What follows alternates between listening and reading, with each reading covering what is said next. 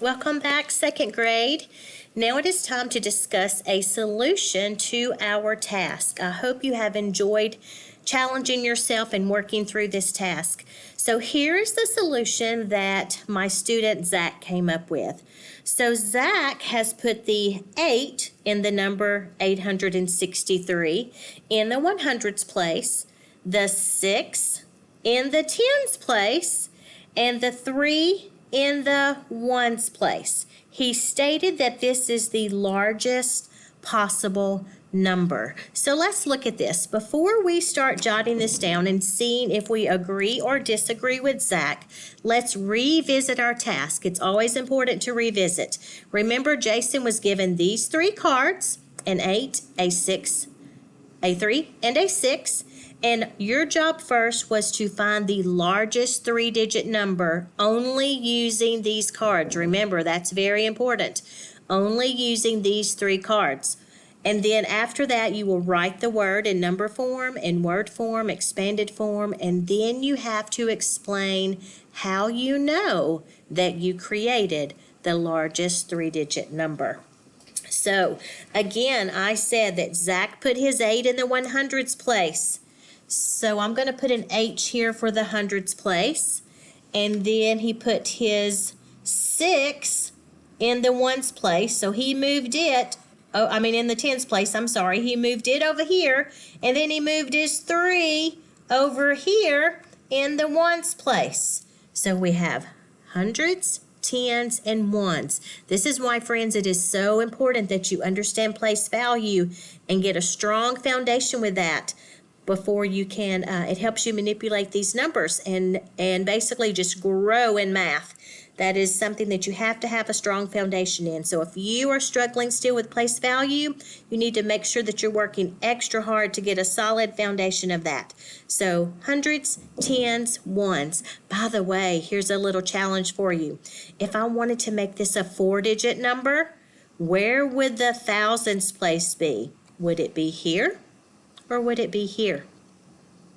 Let's think. Is 1,000 more than 100?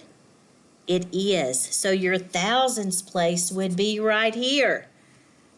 So if we wanted to make a 4-digit number, this is where we would put that number to make our thousands place full, to put something in the thousands place. So for example, if this was a box, I would put a number in that box.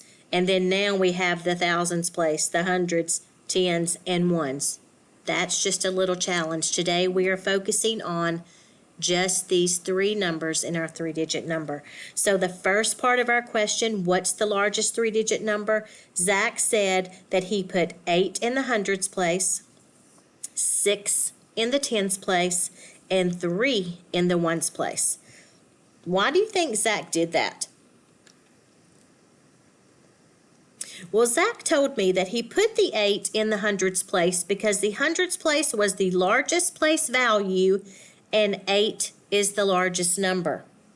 Then he said 6 is the next largest number, so he put it in the tens place, which is the next largest place value location. And then he put the 3 in the ones place. Do you agree with Zach? I do. I think that's excellent thinking.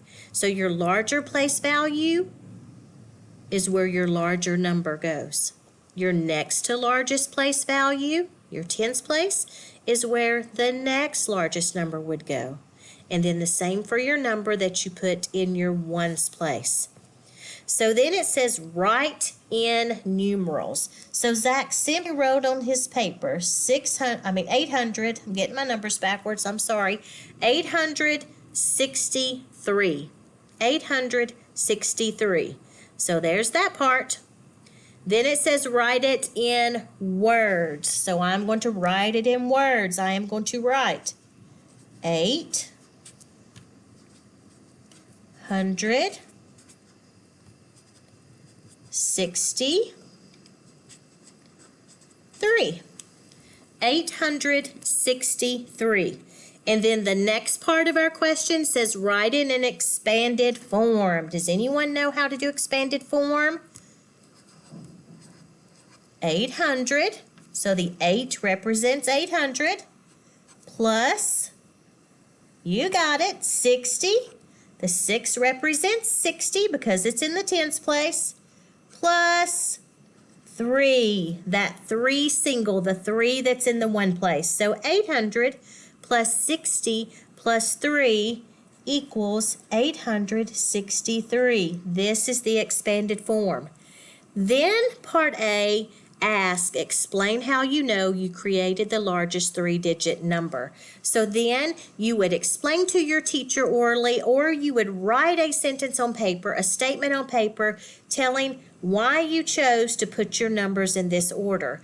And we have already discussed that and said it's because we know 8 is the larger number and it goes in the larger place value area.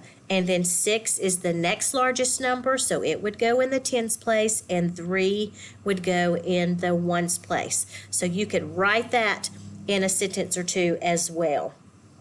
So now we know we have finished A, and A had lots of parts to it, didn't it? But you did a great job. So now that we know we have completed all of those parts, then we are going to come down to part B. Part B. We can't forget part B. Part B says, what is the smallest 3-digit number Jason could make using the given number cards? Write it in numerals, words, and expanded form. Explain how you know you created the smallest 3-digit number. So again, I have these 3 cards. I can't use any other cards. I have to use these 3 cards. And I want the smallest number. So when I look at these 3 cards, what card is the smallest? What number is the smallest? You guessed it, 3. So I'm going to move that 3 right here to the hundreds place, because remember, it's a 3-digit number, but it's going to be the smallest 3-digit number we can think of. Now I need to choose between the 8 and the 6 to see which number goes in the tens place. Which number goes in the tens place? I'm trying to figure out a good spot to put these for you. So what is the smaller number? What's the next smallest number? You got it, the 6, and then that leaves the 8 to go in the ones place. So the next smallest number would be the 8, and that's the only one left over, so that's easy to figure out, right?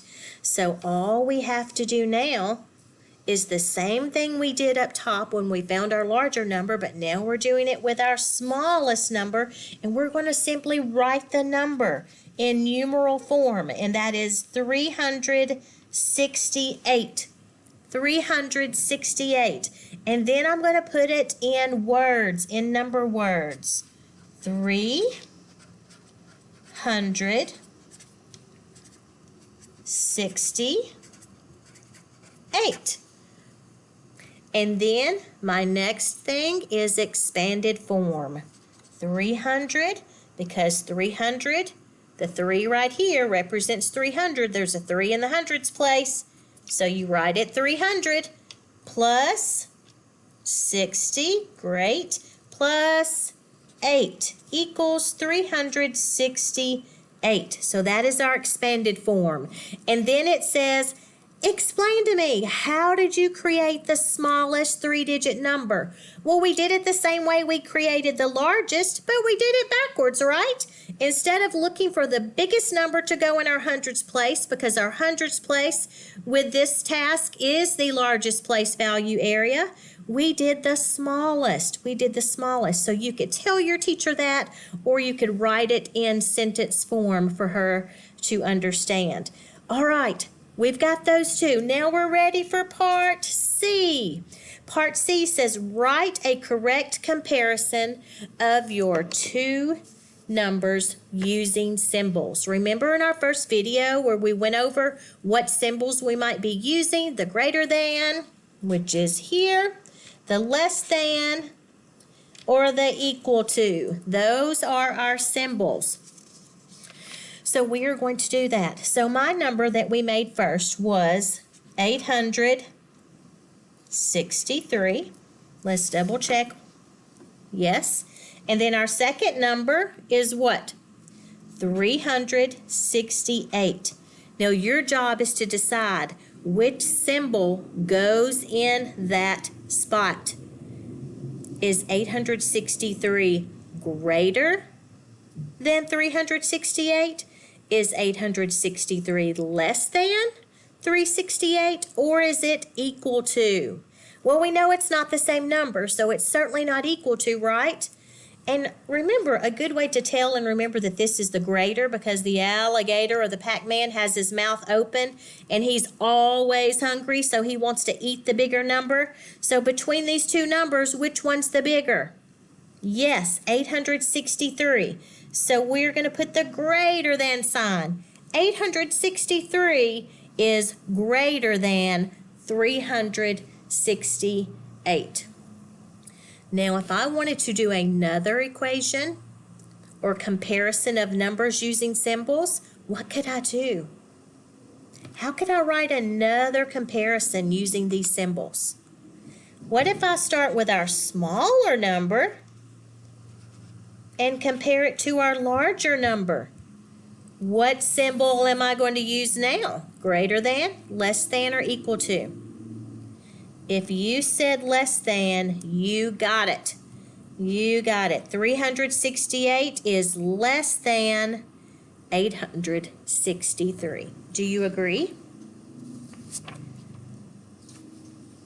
All right. Good job, friends. I cannot wait to hear from your teachers how amazing that you did on this task. A couple of things that I want to remind you of and some things I want you to be thinking about is think about, again, what you had to learn and what you had to know ahead of time to do this task. And for me, I think really place value in understanding these math symbols to compare numbers greater than, less than, and equal. You had to have already known how to do all of those things to put that into place, to use that in this task. The other thing is really think about how you can do a better job and a fabulous job explaining to your teacher how you got your answer. It's always important to show your work and tell your teacher your thinking. Your teacher doesn't just want to know the answer. She wants to know how you got there. What's your thinking process? And then I have a little challenge for you. And again, remember when we talked about if I added that number in the thousands place, do you think that would be easier to do than a 3-digit number? Would a 4-digit number be easier than a 3-digit number? Or could you do the same principles, use the same principles to figure that out as well? I think you could. So challenge yourself and maybe have someone give you 4 numbers and try to find the largest number possible and the smallest number possible, and then compare those 2 numbers with your symbols. All right, guys, happy learning, and we will see you next time.